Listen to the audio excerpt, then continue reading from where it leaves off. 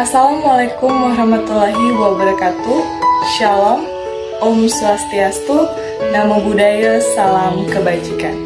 Perkenalkan, nama saya Nika Dek Sri Utari dengan NIM 151222133 dari kelas 1F, jurusan Pendidikan Guru Sekolah Dasar, Fakultas Ilmu Pendidikan Universitas Negeri Gorontalo. Jadi, dalam video kali ini saya akan menjelaskan mengenai pengelolaan atau manajemen kelas. Adapun materi yang akan saya jelaskan, yang pertama yaitu mengenai pengertian pengelolaan kelas. Yang kedua, mengenai pentingnya pengelolaan kelas. Yang ketiga, mengenai tujuan pengelolaan kelas. Dan yang keempat, mengenai pendekatan dalam manajemen kelas, yaitu pendekatan otoritas dan pendekatan intimidasi. Baiklah, kita akan masuk pada materi yang pertama, yaitu mengenai pengertian pengelolaan atau manajemen kelas. Pengelolaan atau manajemen kelas adalah ilmu dan seni mengatur proses pemanfaatan sumber daya manusia dan sumber-sumber lainnya secara efektif dan efisien untuk mencapai suatu tujuan tertentu. Sedangkan kelas adalah suatu kelompok orang yang melakukan kegiatan belajar bersama yang mendapatkan pembelajaran dari pendidik atau guru. Jadi, pengelolaan atau manajemen kelas diartikan sebagai kemampuan guru atau wali kelas untuk mengatur atau mengelola potensi kelas berupa pemberian kesempatan yang seluas-luasnya bagi peserta didik untuk melakukan kegiatan yang kreatif dan terarah. Dan materi yang kedua yaitu mengenai pentingnya pengelolaan kelas.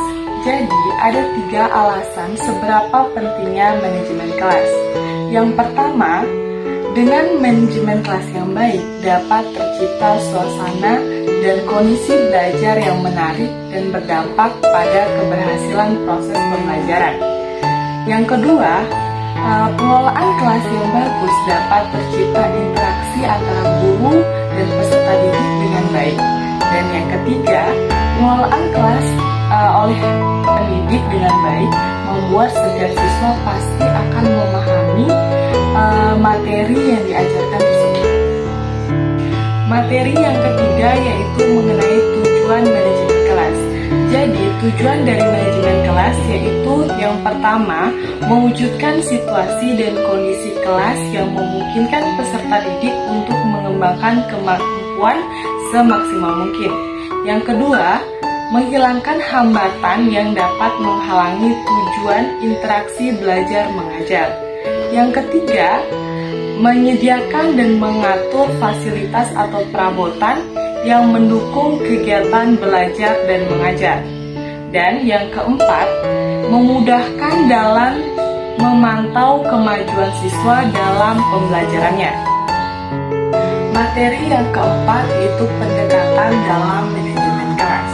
Pendekatan dalam manajemen kelas ada pendekatan otoriter dan pendekatan intimidasi. Pendekatan otoriter atau kekuasaan merupakan pendekatan mengontrol tingkah laku anak oleh guru, di mana peran guru di sini adalah menciptakan dan mempertahankan situasi disiplin dalam kelas. Dan pendekatan intimidasi atau ancaman yaitu mengacu pada manajemen kelas sebagai suatu proses untuk mengontrol tingkah laku anak didik dengan cara memberikan ancaman. Misalnya, menjelaskan untuk melarang ejekan, sindiran, dan paksaan. Jadi, kesimpulannya, manajemen kelas itu sangat penting dan perlu pemahaman yang baik bagi pendidik sebagai pengelola kelas untuk ketertiban dalam proses pembelajaran. Dan yang teristimewa, untuk guru dan calon guru, Anda hebat.